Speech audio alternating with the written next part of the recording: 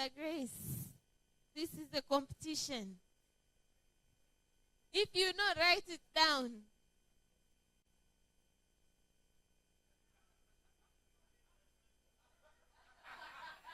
You already even don't understand the question. Oh my God. The question is correct. And you have 5 seconds.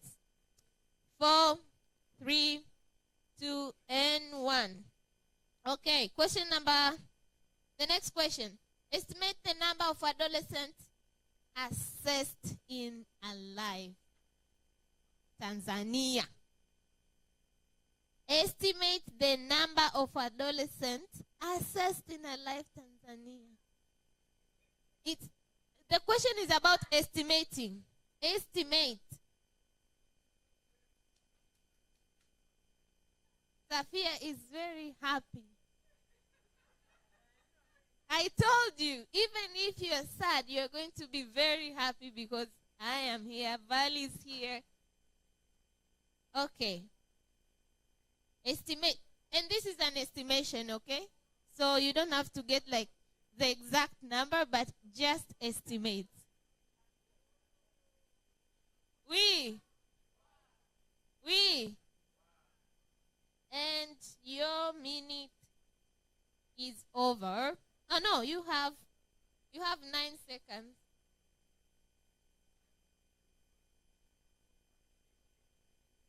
And the minute is over.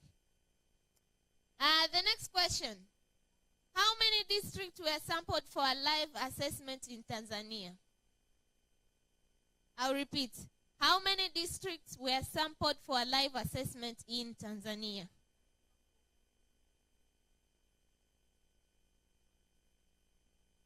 Sister Grace is asking me, is it 20? I don't know.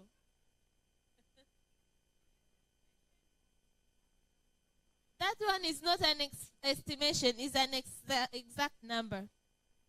Moshe is very happy because he knows the answer. Sasa asimwe, Moshe knows the answer. Why don't you?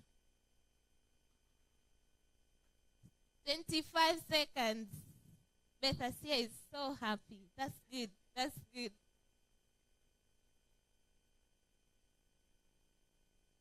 18 seconds.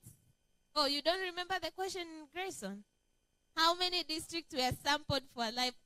Once you're not qualified. Anyway, but okay.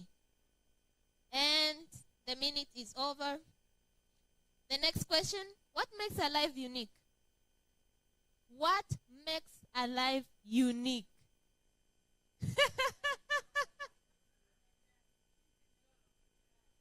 I see when said noise and what?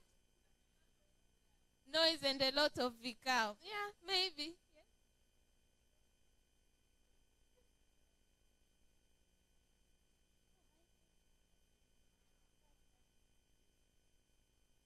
What makes a life unique?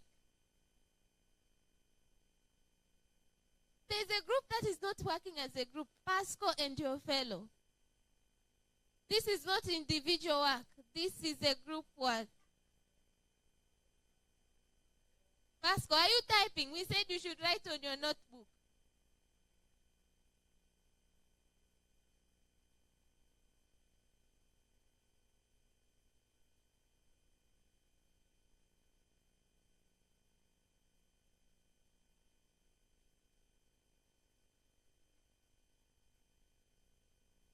Daktari kama daktari.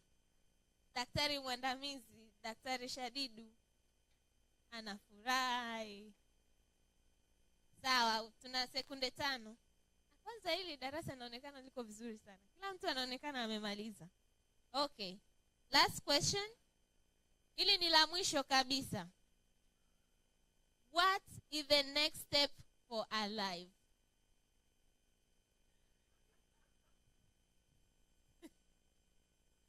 That table, modern. What is the next step for our life? Elisante and your team. Are you guys working together? Wait, okay. What is the next step for Alive?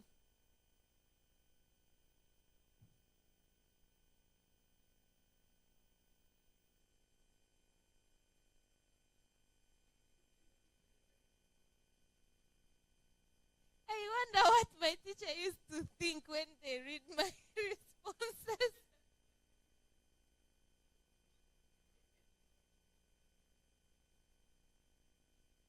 And we have several seconds left. Finalize now before we bring the prize in.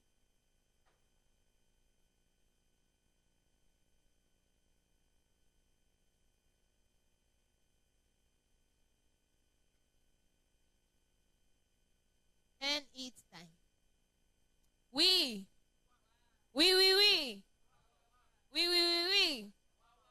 Daktari we.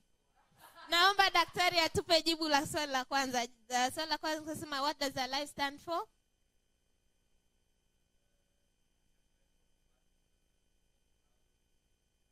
If you wrote assessment of life skills and values in East Africa, give yourself a tick.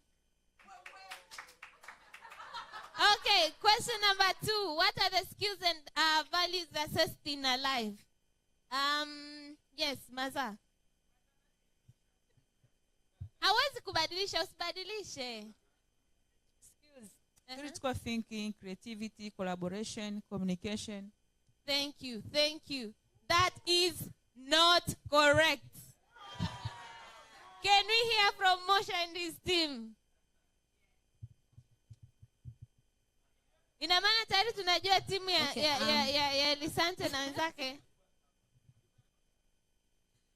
Okay, problem solving, collaboration, and critical thinking. That is not correct. The correct answer is problem solving, self-awareness, collaboration, and respect. If you had those, okay. We have 2. We have 2 here. Okay. What are the phases of Alive? If you are so sure you got this correct, can you read what are the phases of Alive? Please. You guys read what you wrote. Chap. Okay. Tools creation. Mm-hmm. Second is conducting a survey. Mm-hmm. Third is data analysis. Thank you, and that is not correct. The correct answer is we started with contextualization study, and this allowed us to really understand how do East Africans define the skills that we chose. The second thing we went through was tool development. This comprises of a lot of workshops, first to understand the skills and how we measure the skills. And then we went to a phase of think out loud, where we were trying the tool with the adolescents to make sure that we get our thinking is correct. And then we went to piloting, dry run, and the actual assessment. Okay. So I see no one got it correct.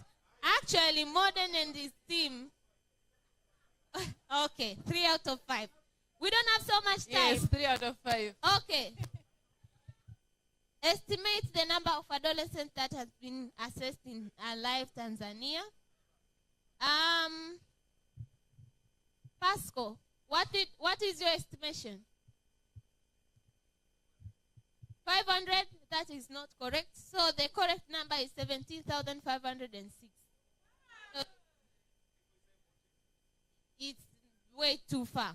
14,000 is very... If you have something like 17,000, 18,000, somewhere there, that's correct. But anything beyond that, that's not correct. Looks like nobody got it correctly.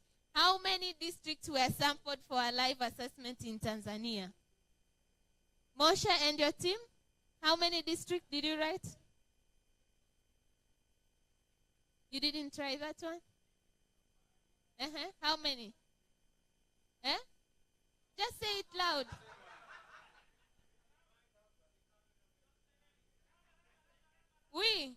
Okay, I don't have time. We had 45 45 districts in Tanzania. No, you guys didn't get it right. We have What? 44. We have 44. That's very good. 34 Tanzania mainland and 10 Zanzibar. That's very good. Yeah, so that is close enough. So we don't have so much time. What makes Alive unique? So what makes Alive unique is that it is contextualized. It is task-based. It has never happened from this end. This is the first ever. I know that. That's not correct. So this is the first ever tool that has been developed from this context. And lastly, what are the next steps for Alive? The next step for Alive is Young Alive, which is going to be assessment of life skills and values for children who are 6 to 12 years old. Thank you so much, and I hope you have enough information about what Alive is, what it has been through, and what we are up to. Thank you. Hakuna aliyeshinda, sorry. Jamani, makofi kwa Devota, mchechemuzi wetu mahiri kabisa, kutoka kongani ya studies za maisha na tunu. And thank you so much for validating our answers, Devota. Lakini pia kama ulivyosema hakuna mshindi, lakini tumeandaa. Unajua sisi watu wa Valley ni waungwana sana. Kila meza iliyoshiriki itapata test tofauti ya pipi. Haya, now we are moving on to the next session. Jamani, jana one among our objectives was to learn and have fun at the same time. Sindio? Tunawafundisha watoto wetu kwamba you can learn through plays. Lakini sisi tumekaa hapa na suti tumejikunja kwenye kiti, you know? So our next session, it's going to be about experience sharing. And we wanted to have something like a panel with chairs in the front, but we feel that it's going to be very, very official. But we can have people from where they are for them to share their experiences, or they can come here to the podium and share their experiences. And we are going to have a couple of people who will share their experiences on a number of phases. We'll have Elizabeth from Okode who will share with us about her experience during the contextualization study. I remember Okode did this in Ilala, in Dar es Salaam. We'll have Sister Grace from Amukta who will share with us about her experience in the tool development process. Sister, utaka ukata, because you're always ready. And it was a 10 months, so sio kitu cha nani sana. But also we'll have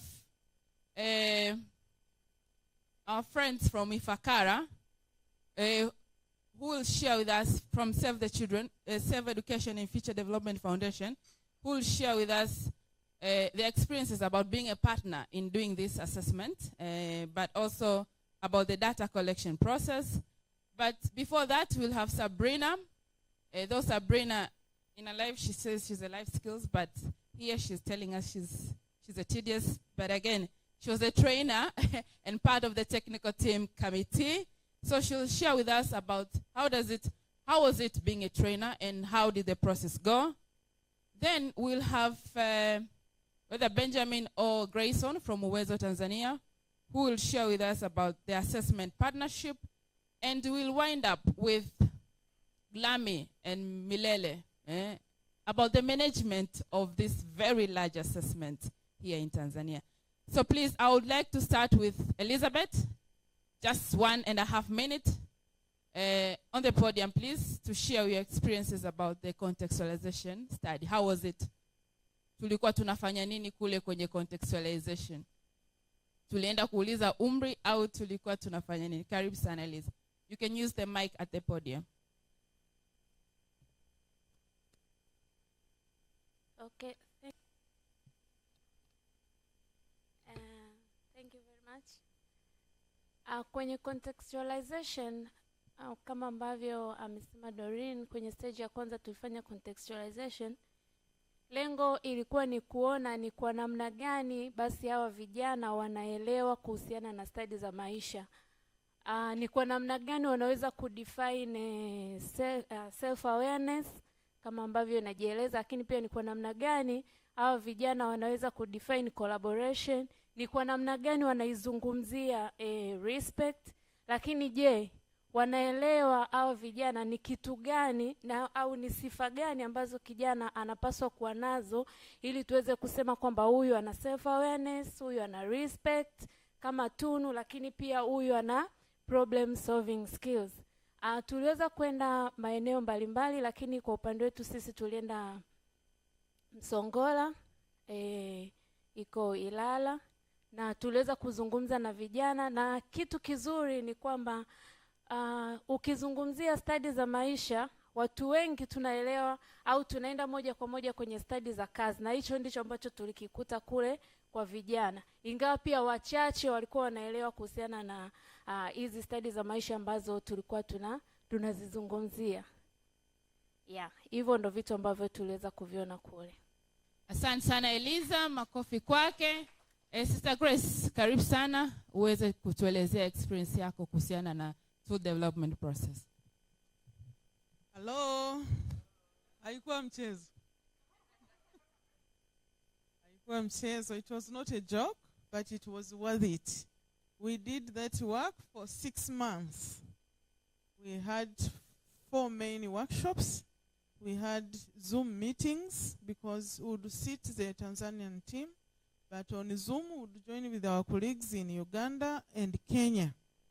So imagine you are starting from scratch and you want to come up with a tool that will measure self-awareness, problem solving, respect, and collaboration. And what made it very interesting is that the people who prepared chose a team of the so-called experts. So we had somebody from Tanzania Institute of Education, specialized in assessment. We had a person from NECTA, you know, the examination council. We had in the room a teacher. We had a psychologist. We had, you know, experts of life skills and practitioners. So when we had to agree, we had to accept to disagree. And that was the very interesting part. And not only did it end in Tanzania, we had also to agree with Kenya and we had to agree with Uganda. Can you imagine? And then we had this person called Professor Ken, who was our expert from abroad, who would also come to check and share his experiences in this work. And sometimes he would challenge us, all 4 of us, and we start again. So it was a very rich learning experience and very nice that now we have the tools and we have used them. It's so exciting. We shall be sharing more about it. And thanks to all people who participated. Thank you so much, Sister Grace, for that. And just to add up, we also piloted the tools in order to test tuna cement too. He has told me to add, after developing the tools, we had what we are calling think aloud. So we went to the field to get how people think about what we have prepared. Then we improved the tools. After that, we did another exercise we called dry run. We went in Bagamoyo and we trained some people. Then we went in the whole of Bagamoyo to test the adolescents with those tools. We were also checking, are they getting what we are intending to do? And after that, we also improved the tools. And then we had what we called the final tools, which now we took for actual data collection. Thank you so much, sister, for sharing that. Sabrina, 1 minute. How was the experience with training of the training in the districts?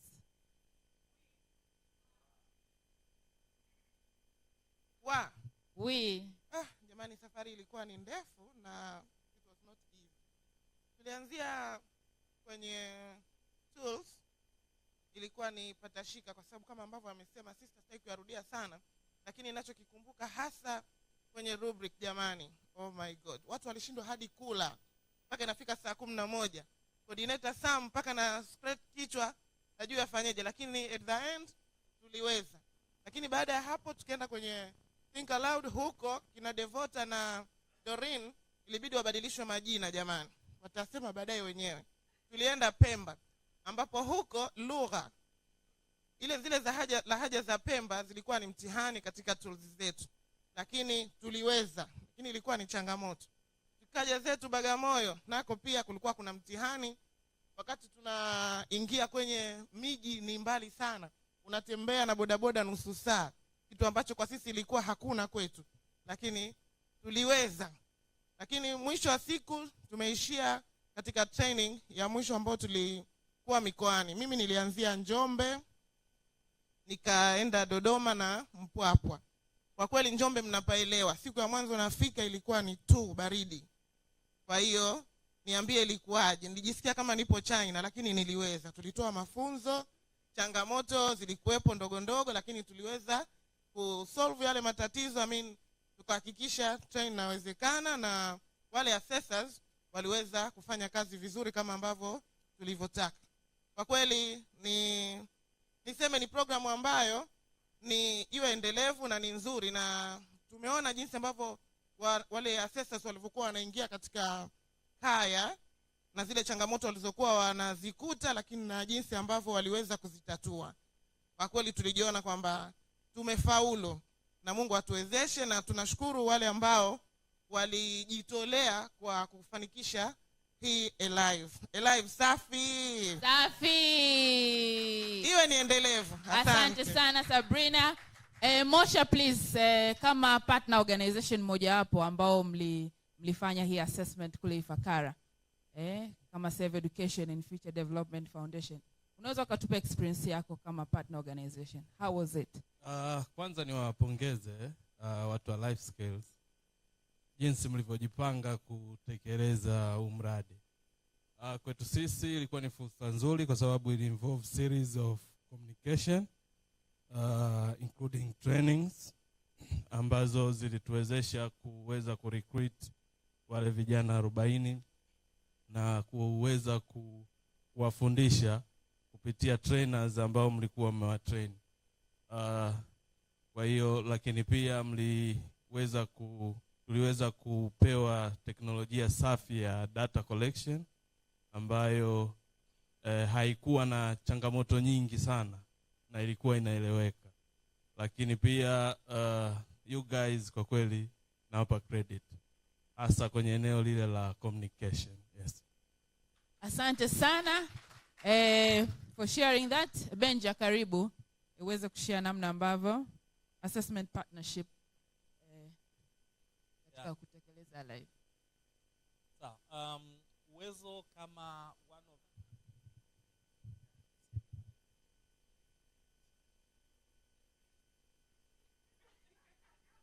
Asante sana.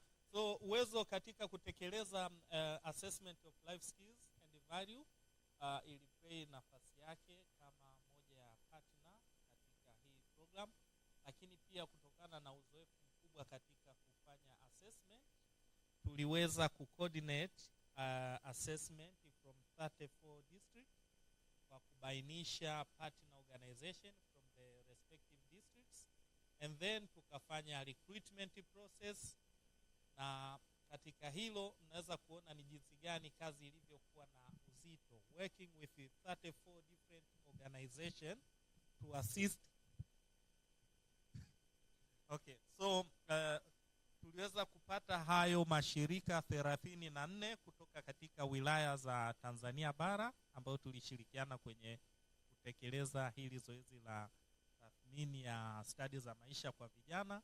Lakini pia tuliweza kuwa na kupata vijana au assessors wale ambao walikwenda kukusanya takwimu zaidi ya 1,300 na walipata ujuzi na maarifa juu ya stadi za maisha.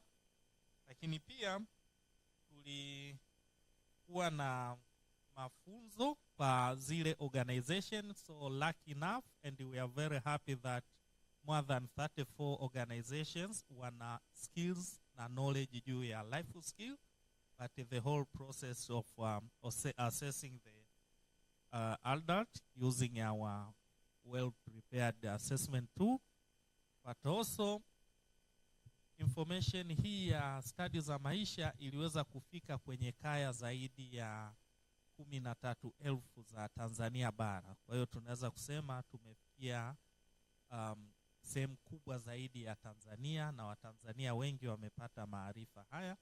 Although there are so many challenges working with the different organizations or in implementing these assessment to different organizations, although they are very manageable and we were able to manage them, lakini as a lesson to us, because we are coming from different organizations, tunatakiwa sana kuwa makini katika kuspend pesa za from donor kwenda kwa wale watu ambao tunawaengage pale chini. Hiyo ni changamoto kubwa sana. So thank you very much. Asante sana Benja. Basi to wrap up na Milele Hadija. Can you tell us your experience about managing this big thing? How was it? Good morning. Morning. Well, clearly the experience was a once in a lifetime experience. Ambayo ilianza. Oh, I'm sorry. Yeah, so it was a once in a lifetime experience. It was extremely. Hey, kishaniwekea time hata sijaanza. Okay. How do I even start? So I think the key takeaway for me was anything is possible with the right people and the right commitment. We thought that we would do this in a few months, right? No, in 1 year. It took us, I think, 2.5 years now to actually do the assessment. So time, commitment, especially coming from Zanzibar. We were trying to manage all of Tanzania and do a nationwide assessment, but coming from our little island of Zanzibar. So we encountered so many challenges. From my end, for example, the thing that really, really challenged me was, how do we get a permit in Zanzibar? We went to the, from Tanzania, how do we get a permit in Zanzibar? I mean, to be able to do this assessment in the mainland. We went to the registrar, Akaturejesha, she told us, no, you can't do it. So we had to find different ways. We had to end up going and partner with University of Dar es Salaam. So partnership was really important for us. Figuring out how we work with so many different people. We're working with people in Uganda, in Kenya. As Sister said, all of these different types of people here in the technical team. How do we manage them? How do we manage all of the different expectations? And then going to the field. There was a time when I felt like I was in the army leading a troop, because you have to inspire, I don't know how many assessors to go and do this assessment. If anybody understands the Alive assessment, it is not a small assessment. It takes an hour at least, and probably an hour and a half at most, to finish one adolescent.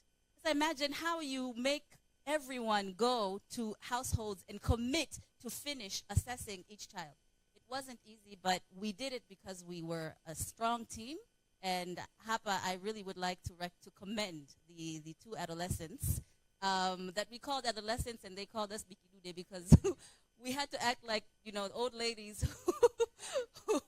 and they were our young and very strong and abled two adolescents who were able to make this happen. So really, this happened because of them and because of teamwork. Thank you so much, Khadija. Tunasubiri kuwasikia hawa adolescents. It's Ramadan and Samson Sita. Hongereni sana kwa kazi nzuri. Then we are moving on to our second last session. We are going to get our hands dirty with problem solving. One of the two. Karibu Rama. Asante. Thank you so much. So for me, I just want to share a little bit of how our tool look like. I know most of you have already interacted with it, but some have not. So at least to share a bit of it, and maybe we can try to assess ourselves within the room. Are we having these life skills?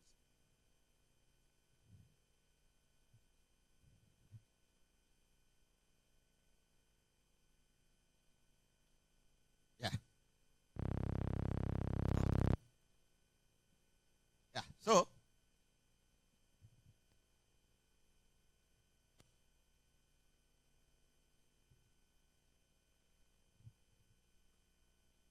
actually, as our other colleague said, we started with contextualization.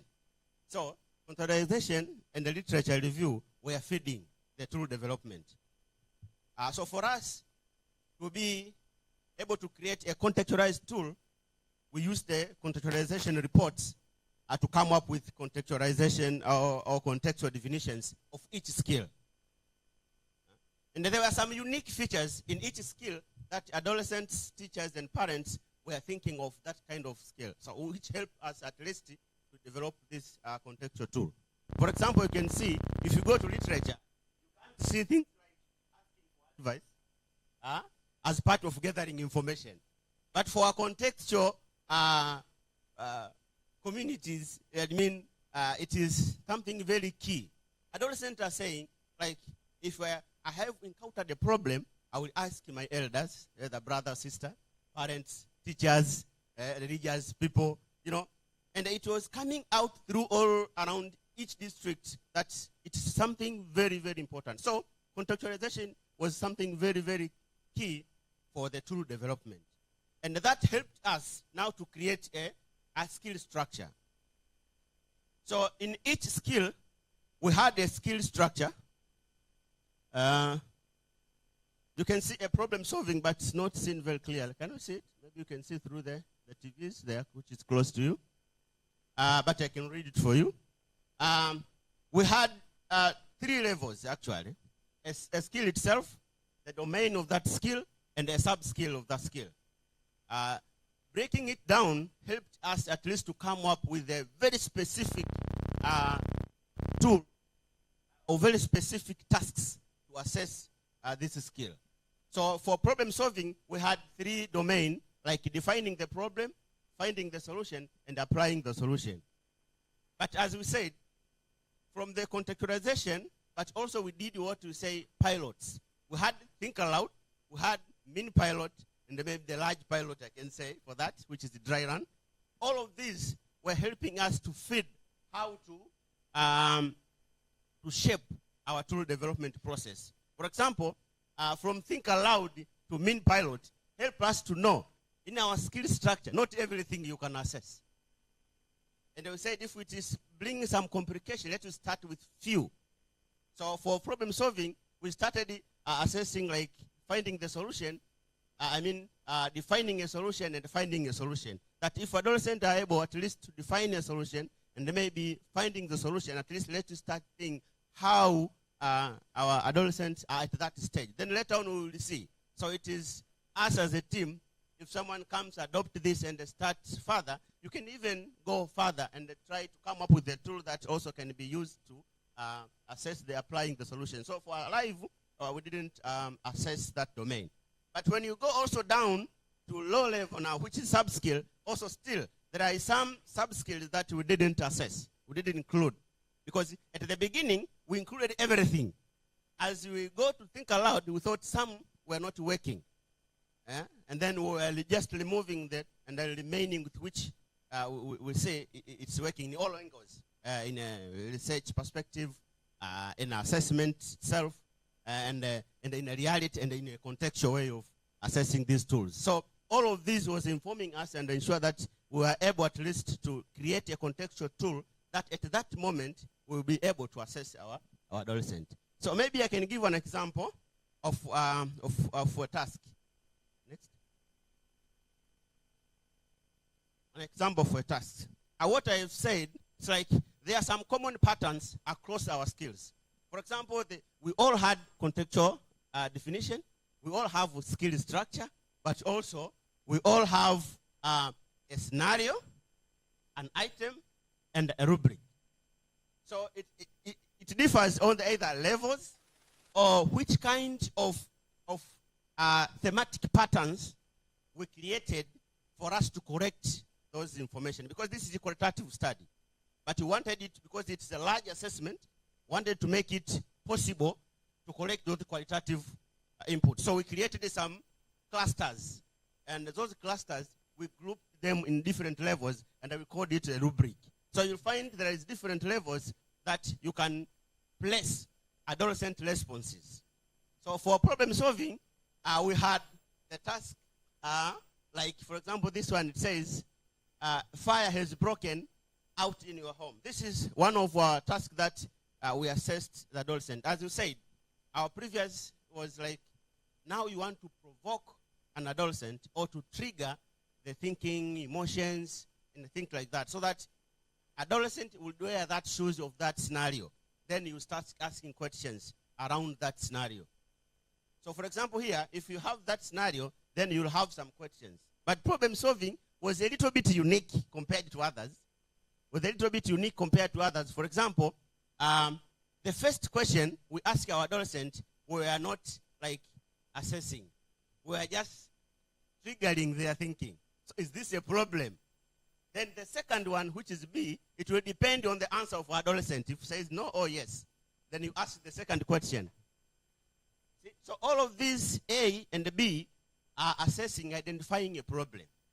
Our adolescent able to identify a problem. And we are giving very specific hints to a specific scenario with a specific task item. So that if our assessor is assessing, when he hears adolescent responses, he's able to place or score up accordingly. And then the second one, or the last three is C, D, and E. So all our tasks had these 5 stages or 5 task items, but different rubric, because each scenario has different contextual environments. So even the rubric is different. So you can see C is now trying to gather information. Our adolescent able to gather information. So ask your questions that will know that adolescents are able to gather information. Then the last one, the last 2 is, are they able to come up with alternative solutions of solving a problem and select the best solution? So we thought up to there, we'll be able to know a problem solving for an adolescent. So because of interest of time, maybe we can see few responses and then try at least to score at least one item. Next. We can score maybe one item. We have adolescent responses. For example, problem solving question 1, item B. An adolescent was asked that a fire was broken into a house. Is this a problem? He said yes. You see? And then he said, because the house is on fire, destroys property. So if you go back to the rubric, you can see the first item says, is this a problem? If it's yes, then you ask the question which says, how can you explain how it is a problem? Then adolescent, from that responses, then you are trying now to see where it fits. Say it destroys property. So there is a relevant explanation within one category, damage, property, and a risk of life. For this one, you can see there is only one category that is mentioned. Then you say, okay, this is scores number 2. But if the explanation given is irrelevant, then it scores 1. And if it is no response because some adolescents are just quiet, then that will score 0. I think that's a little bit clear for how we assess that. So can you score the second one in your table? Read that one. Okay. Yes, that one. The second one, R2. Response R2. Yes, it destroys property and the people lose life. These are adolescents' responses. Can you come back to the rubric? Who can score this?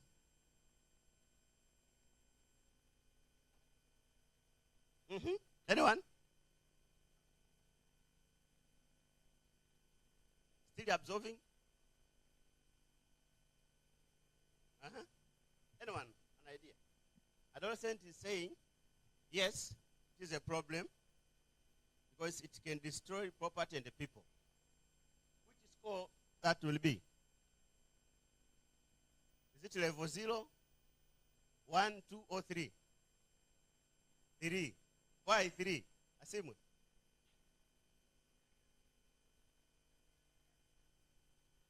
Yeah, relevant answers in multiple responses. So that is how we were scoring in terms of problem solving. So for the interest of time, I can stop there and maybe pick some few questions, 2 or 1, from general, from the beginning up to here. This is a live.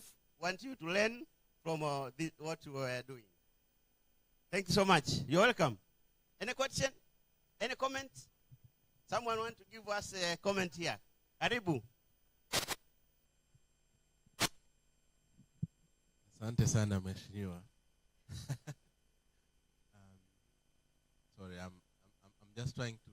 I've heard this several times, but I think the clarity of explanation you've given is much easier to understand. But you said it's a qualitative study, and I think by creating that rubric, you are attempting to, even with scenarios, you are attempting to think through possible responses. How natural was the conversation? What was the experience of the conversation? Did it, for the most part, qualify your rubric? Were there responses that were completely out? Because as a believer in qualitative study, I wouldn't go with that score. I would just go to listen and perhaps, oh yeah, did this emerge from a pretest? Or, oh yeah, how did you come up with this one? Thank you so much for a very critical question. I will try to, the voter want to answer it. Thank you. Karibu.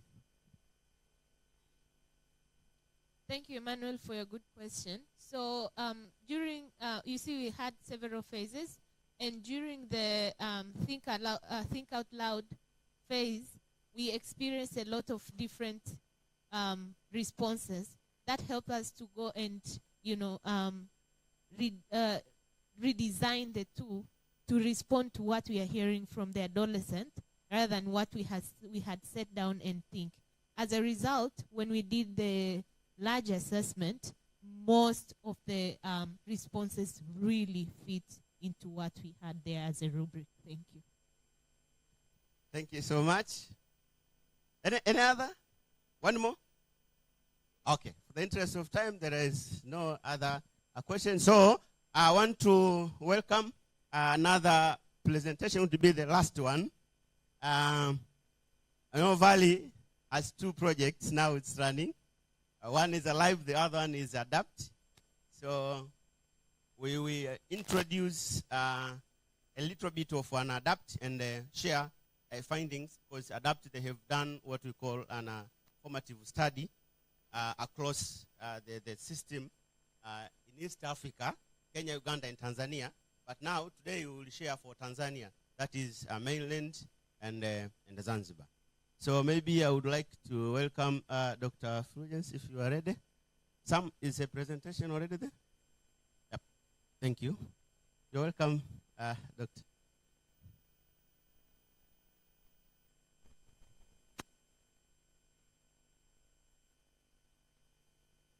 Good morning once again.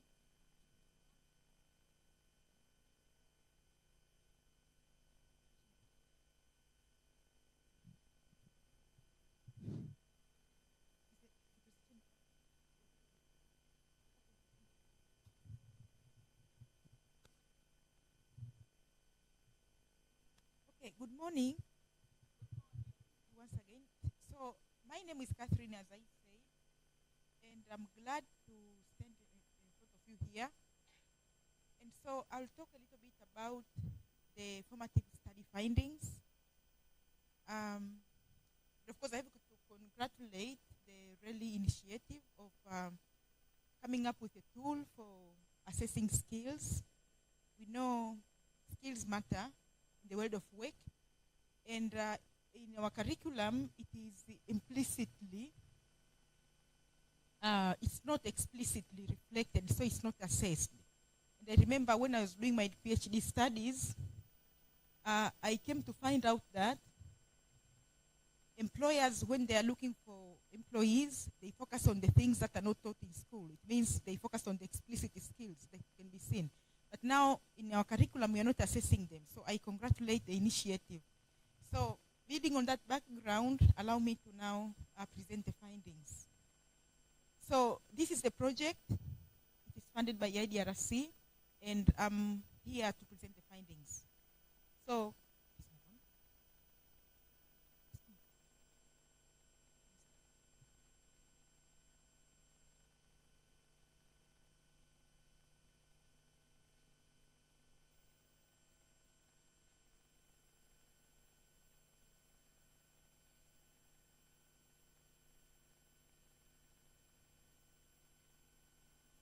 so I won't talk much about the project. Okay, so I won't talk much about the objective of the project. My understanding, you're aware of the aim of the project, that you intend to promote the acquisition of 21st century skills to adolescents by strengthening the utilization of learning assessments. And when you talk about the learning assessments, my understanding, you have a tool, the Alive you've been discussing, and so you want to see how the findings be utilized and therefore change the way things are done, because in particular, skills are not assessed, as I mentioned.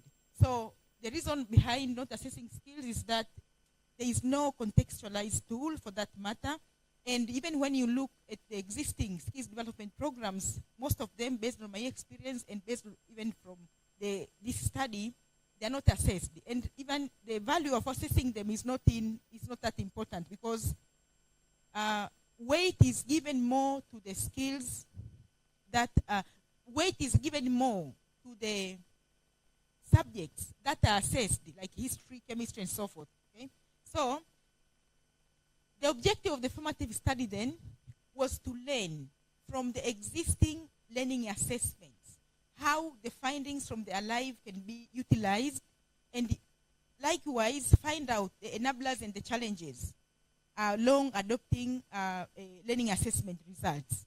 Okay? And the findings now could enable you as RELI and whoever who is working on their life, seeing and learn from what has been happening before.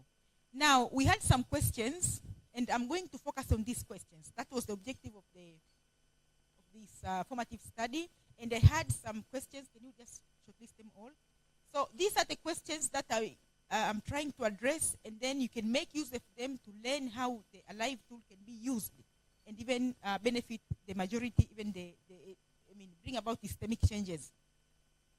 So, I was supposed to respond to the questions, lessons about national data-driven decision-making from past and present national and regional learning assessments, as well about the key actors in the networks, because they matter if one wants to raise a voice if there's a gap. So, this I have to talk about them, but as well, the experiences and how you can strengthen the dynamic community of RELI, because we've got some other activities as well. But also the best practices, the successes, challenges, barriers on the utilization of learning assessments. And the last one was the best way to support policymakers at the national level to integrate the Alive learning. So these were the questions that I came across as I was working on the formative study. And I'm here to present the Tanzanian experience. So the study was qualitative. I have to acknowledge the participation of different actors from the ministry level. So in other words, as I was working, I had to interview policymakers at the national level, at the ministry level. I also had to work with the middle level policymakers, the district education officers, and also the ward education officers, even the heads of schools. And I even went to schools. I also work with the teacher colleges, but also I had NGOs and the government agencies. You can see all of them. We happened to interview them and gathering their views. And also the development partners. Some of these are the ones that are sponsoring some of the existing learning assessments. So we had to, even at the primary level, we had some teachers. So you can see we tried to ensure we are covering a broader, the broader categories of participants, at least to get their perceptions about skills and if they understand the meaning of learning assessments and so forth. Okay, so we had a total of 76 participants. Of course, female were underrepresented, but still the findings were okay. Now, I thought very briefly before responding to the 5 questions, as I earlier highlighted, I should talk about the meaning of learning assessment and also large-scale learning assessments very briefly. Yeah, because now they could inform the alive now that it is a learning assessment, it's a regional learning assessment.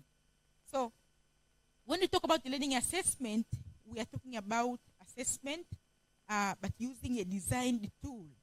And normally, assessments are meant for giving feedback. And once you get a feedback, you use the feedback to improve. Okay? So assessments now, they have to measure some specific skills, domain-specific skills, but also a certain category of maybe teachers or students, things of the like. Okay? So we look forward that the findings from the learning assessments, they are used to inform practice. They are going to, they're used to inform policy.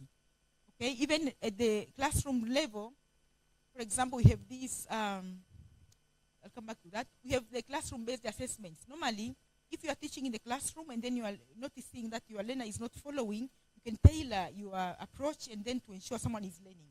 So, in terms of categories, we have national learning assessments. These are government authorized, like examinations and so forth. So, for the national learning assessments, these are meant to measure the students' outcome, learning outcomes at the institutional, at the country level. But also, we have the comparable and the cross-national assessments. These can be at the regional level or international. They evaluate the strength and weakness of a country education system versus international benchmarks. We also have non-comparable learning assessments. Okay, we have EGMA, EGRA, MELC. These are at the early level. MELC stands for Monitoring Early Learning, Equality Learning Outcome, and then you have citizen-led national assessments, learning assessments. These are meant for both formal and informal, within the formal curriculum and the education system. These, they focus on the remediation, and most of them, they are focusing at the primary level. And why this is important, if we want to remediate at the primary level, at the lower level, early grade, it means this will affect the future performance of the students. So no wonder most of the learning assessments are focusing on these early grade learning assessments. And then we have classroom-based assessments. Of course, these ones, as I said, they are meant for tailoring the way you teach to improve performance at that point in time. Now, let me go to the key actors now. Here, I tried to sort out only few international assessments, few regional assessments, and then I'll talk about the national assessments in Tanzania. Okay? And here, because you are looking for the networks, you are learning how these findings have been used by these actors to inform and change the policy and even practices. So you can see now, we have PISA, for example. This is an international. So the first two, the TIMSS and the PISA, these are international learning assessments, large-scale learning assessments. And you can see the actors, OECD. And then for the target group, they target students who are 15 years old, and they are selecting randomly the participants worldwide. And then they are measuring reading, mathematics, science, and skills. And on the utilization of the findings from these PISA findings, then they are meant for the agenda setting at the global level, curriculum reforms, standards, and teacher professional development. And of course, it has been applied, for example, in Germany, of course, in other countries as well. I thought I could just give an example in that direction. And then the case of the teams, likewise, this is the Association for Evaluation of Educational Achievement. This is the main actor administering this tool for grade 4 and 8. They measure mathematics and science and the science achievement.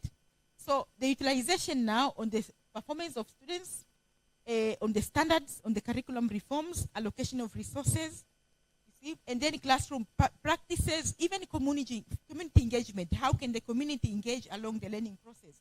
And these are the countries where the tool has been administered, and then some of this utilization, that is the way the findings have been used. Now, I'm also giving some examples of the regional learning assessment, large-scale learning assessment. We have SACMEC, okay, and then we have PASEC. So overall, you can see the actors, you can see the target group, the areas they are assessing, the utilization, and the countries. I think the report can show further. Can you please go ahead? Now, on the best practices, what I came to learn is that when a country administers learning assessment, it improves the capacity of the actors, okay? Even in Tanzania. And also, we are seeing even countries are committing their financial resources to conducting learning assessment, given their role along improving their learning outcomes. But in Tanzania, we are seeing synergy from the learning assessments, like these ones. So we are seeing the review of the early grade, even the introduction of the pre-primary education. Of course, this was in line with the global SDGs. And also, can you move on? And then we are seeing the expertise developed. For example, NECTA has been participating in some of these previous learning assessments. Now they are having the national learning assessment that has been rolled out in 2019. Also, the findings are used to identify project intervention areas like Shule Bora, Jifunze Uelewe. These are among the projects that have been the areas where they are running were allocated based on the findings from the learning assessment. We are also seeing some projects interventions coming in, like this ones of CBP, the TTU, and even a lot of programs targeting early learning.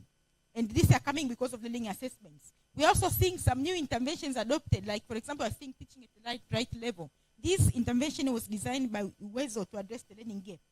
Okay? And then, there are different things that we need to take into consideration when it comes to the designing and utilization of learning assessment.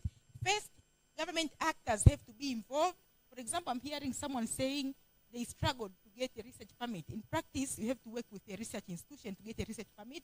That's what is happening. And you have to engage them along these areas, from the tool design, administration, analysis, reporting, dissemination.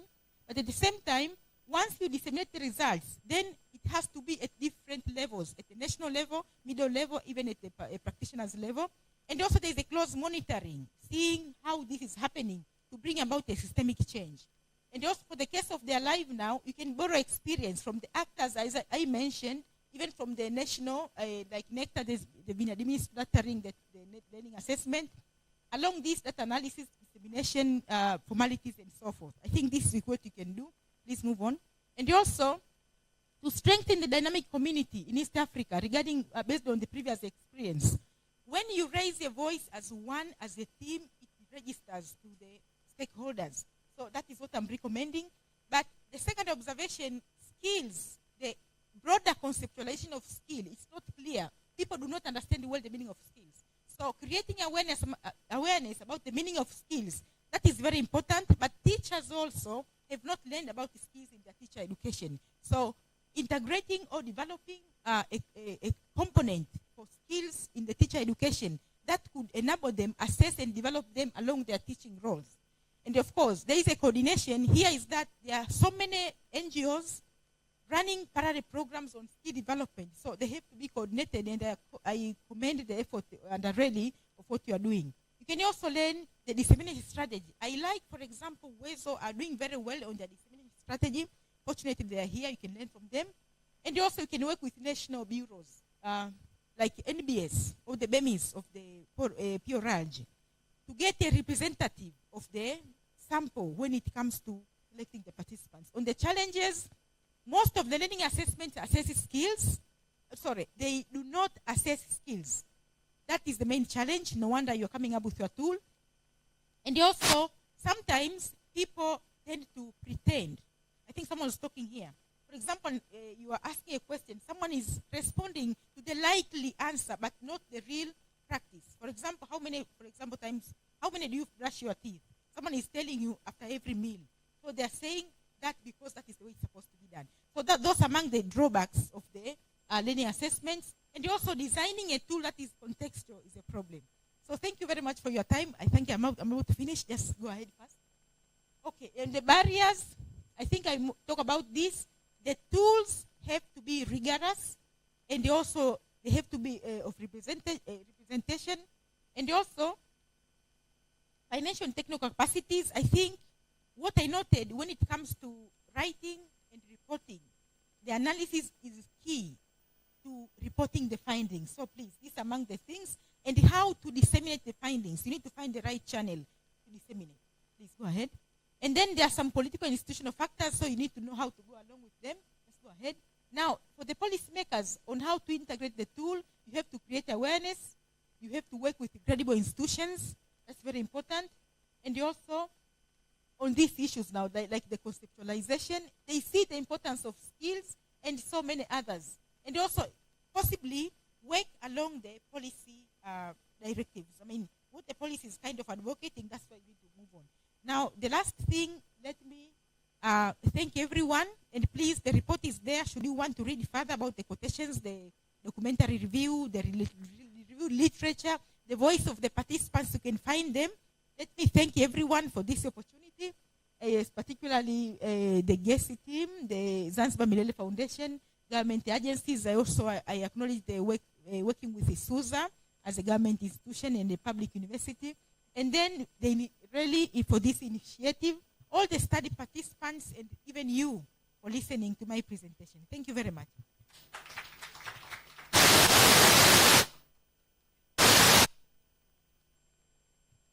Thank you. Thank you so much, Dr. Catherine. I think you can just have a seat. And then we can pick maybe just one concern, if there is a question or a comment. One, for the interest of time. Then we'll be free to interact with anyone who have any further questions. You can ask Dr. Mariam. You can ask Dr. Fulgence. And also you can ask Samuel Otieno. They are also well informed about ADAPT and this formative study.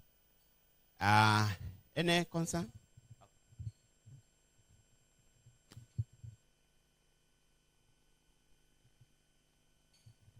Thank you. I have concern, not a question. First of all, congratulations. Life Skills, we are doing amazing work. But my concern is how RELI is running. You know, like CST, we don't have members in Life Skills group, and I felt like I'm left behind in this session. It's something we need to take it as a learning. Maybe in a future where we are going, we should rethink how we are going to do, how members can participate in all groups. I've been talking about this many times, about leaders of the organization or directors to be part of each group. It makes it easy to follow up, but being to sustain what is going on in each group, and it will be easy to, when somebody gets into a new group, for leaders to take the person through what we have been doing as a TG group members. But I don't know, maybe we should discuss this later. To me, like in this session, I was left out because I don't know what life skills they are doing. I know about equity and inclusion. Maybe I know about accountability a little bit because I have members. And yesterday I got another shocking news, like the members have put in teachers development. They're not participating. This is a learning to see how we can make participation more active because a member of RELI's organization is not a person. And I don't know why it's so difficult to accept like directors should be in each group. Even if they'll be there as observers, they don't contribute or they don't do anything. They just follow up what is going on. So that is my concern. Like, for me, in this session, I've been left out. Madam President is going to address that, but I think it has also been a learning session for you, Dada Noela. Eh? Yeah, thank you, Dada Noela, for that. But I think it's some of the things are internal for RELI. We will have time to discuss on that, about members being in which group, because also we have a limitation. So we will discuss that internally, and then we will see how we can do it. Yes, thank you. I have the same concern. It has been very hard for me to link the three presentations. We are in the learning session, but really I'm not sure if I've learned anything. Yes, so I think we need it's better maybe to have a very small things, a very small presentation, very precise, and then we discuss, then something might come. Because it's extremely overloaded. Extremely overloaded. So at the end of the day, perhaps some go away without learning, and this is the learning session. That's my concern. Of course, it was not very easy for me to connect the last presentation of the Dr. Catherine's and the previous presentations. Yes. So if someone can, maybe if you can summarize or you can do something to link on the presentations or to wrap up in certain kinds, then it can help us maybe even to contribute in this discussion. Thank you so much, Dr. Mena. I will start, and I think I'll give this to the colleagues to proceed. Well, what we've been doing in this session, we've been taking all of you through the Alive journey. And I'm aware that most of us have been actively engaged in this assessment of life skills and values. And a few of you, at some point, maybe you have not been participating in this process. So we've been trying to share our experiences and our engagement in this whole journey of assessment of life skills and values. And as the way the first session was about brainstorming, we have had a number of phases in this journey. We started by the contextualization process, whereby we were defining and we were looking at the contextual meaning of these skills that were prioritized to be assessed. And these skills that were prioritized to be assessed did not come out of a bloom. They came out of a survey from the values and life skills members. And I should say that this particular assessment is a regional assessment. It's done in Tanzania, it's done in Kenya, it's also done in Uganda. And prioritization of these skills was done based on the needs of these member organizations who are nurturing life skills to see what are those critical skills that are important to these young people to have them. And it is important for them to be assessed. So it was realized that among the 10 21st century life skills, there are 3 which are very critical. 1, self-awareness. 2, problem solving. And 3, collaboration. But also among the many values that we have, the value of respect stood out the most as the most important value that is important for these young people to have. And the young people that you're talking about, these are adolescents, from the age 13 to 17.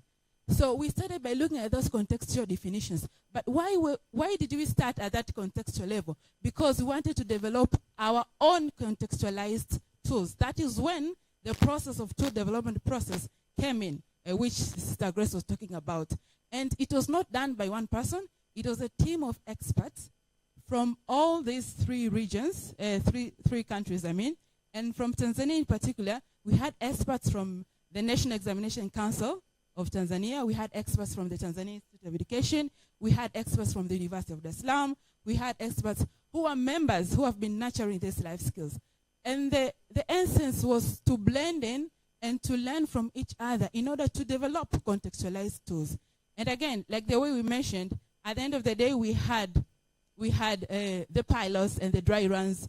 Why was it like that? Because as much as we had experts who are very experiential in developing these tools, but we really wanted these tools to make sense, not to the experts, but to these adolescents out in the field.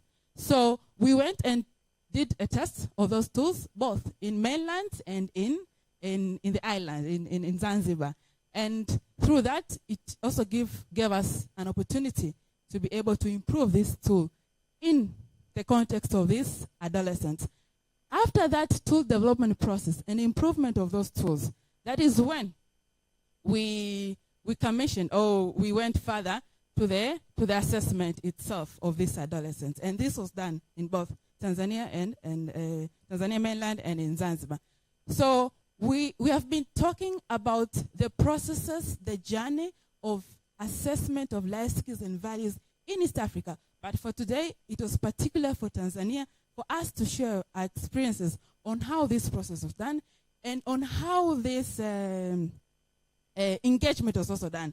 And that is why you also had some of the members, for example, in the contextualization process, we have been integrating amongst thematic groups. In the contextualization study for Tanzania, for example, we had members from Teachers Development Support, that is PwC, who did the contextual study in Ngorongoro. But in the technical team, we had members from various thematic groups. We had Sister Grace from Equity and Inclusion, but also by the virtue of her, of her career as a psychologist. We had people from Life Skills and Values. We had people from Teachers Development Support, that being Sabrina and the rest. So, but also in the training, we had a number of RELI members engaged in the Alive assessment. We had members from Accountability Cluster. These were Self-Education and Future Development Foundation. We had Mtwanganet from Accountability.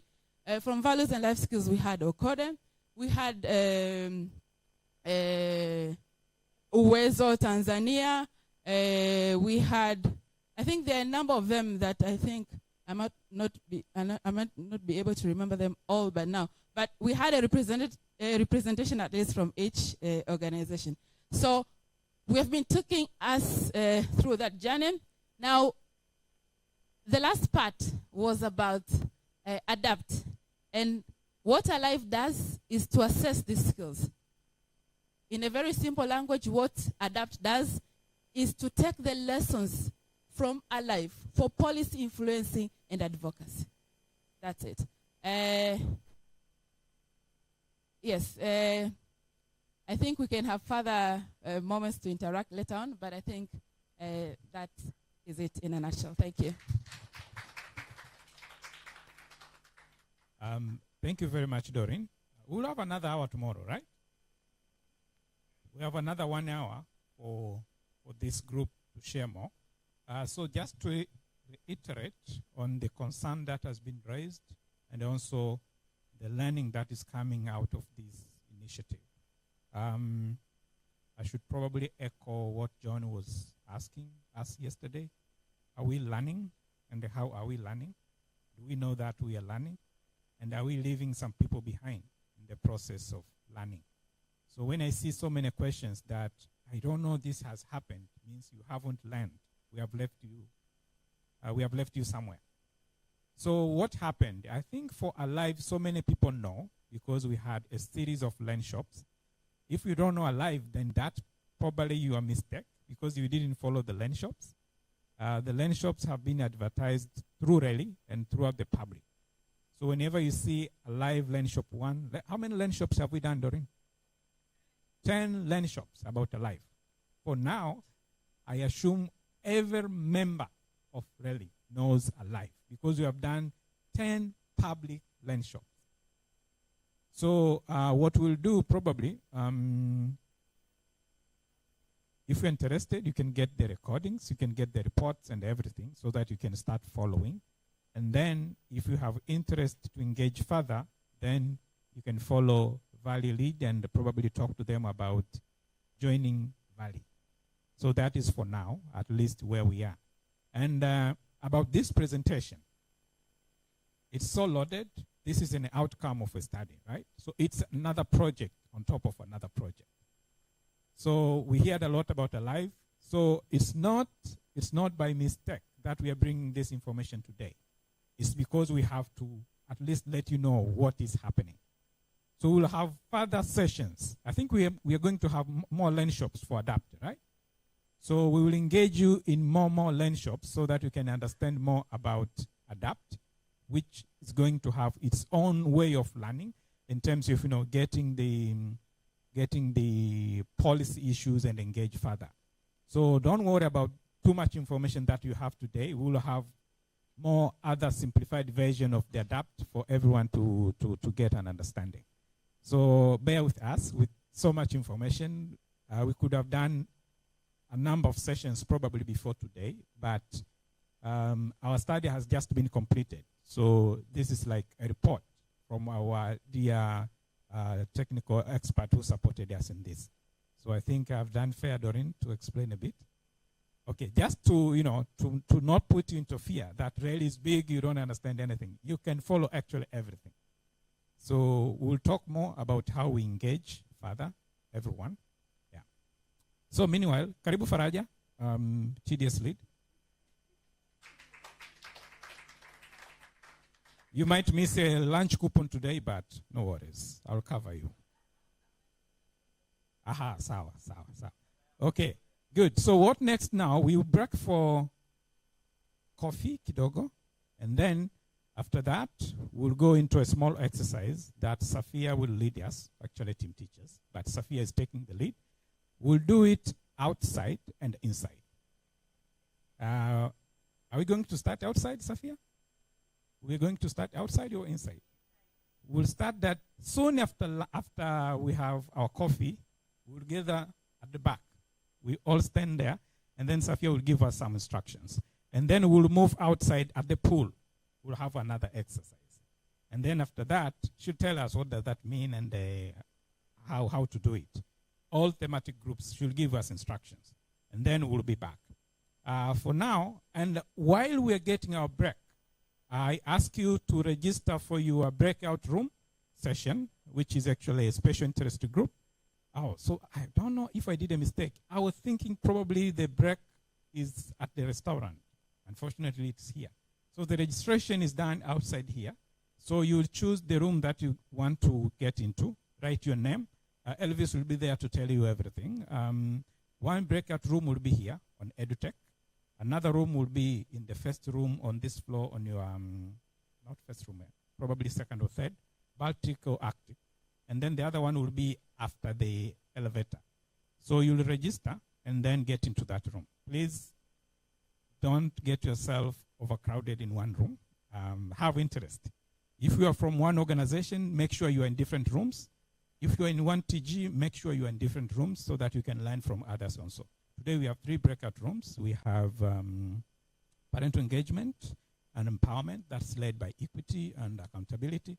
Our dear Simo will present an outcome of the framework that was developed together a few months ago. There was a technical group that worked on that, of course, with the leading of our colleagues in Kenya from Zizi. And also we'll have a session on EduTech. Our dear Ubongo and the Shule Director are leading us into that. So if today you want to understand what has been happening in the design and development of whatever impact children on the side of EduTech, it's the moment. You'll get into, or you'll be here. And then the other one will be on, what is that again? I'm forgetting. Oh, from APHRC, data and evidence for policy influencing. The research people, the data people, you'll have your own breakout room. That also actually takes stock of what we have done for the past 5 years. So it's really interesting to learn a lot about data today. So if you feel that your interest is on data, join that room. So once you get your tea, register just outside here and then come back. 3 people per, because not 3, actually 1. If you're from the same organization, make sure you are not in the same group. That's what I said. So thank you very much. Enjoy your break. We'll come after just the break. Safia will take us to the next session. Asanteni.